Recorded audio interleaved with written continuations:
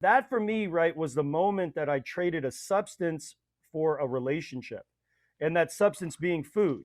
So I remember in my past, like the very moment that addiction came into my life, and this was my mom.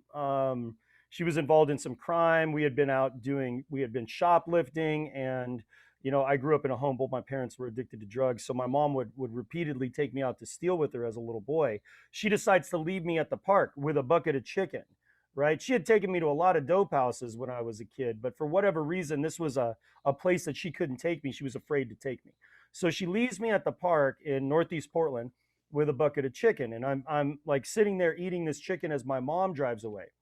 And that for me, right, was the moment that I traded a substance for a relationship. And that substance being food. And I really came to a place of realizing that that was the patterning, right?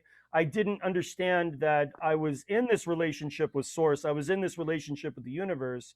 So constantly people, places, things, substances. These were the replacement values of me being in a play in an imbalance inside of myself. So I would say the journey of coming to that place of discovering, okay, when was the first time that I kind of accepted or I downloaded that programming of addiction was actually a point in my emotional journey that allowed for me to realize, okay, what is the sovereignty in this situation? How can I bring myself back to that optimal state of being in myself and being in the trueness of Andrew and how I show up in the world?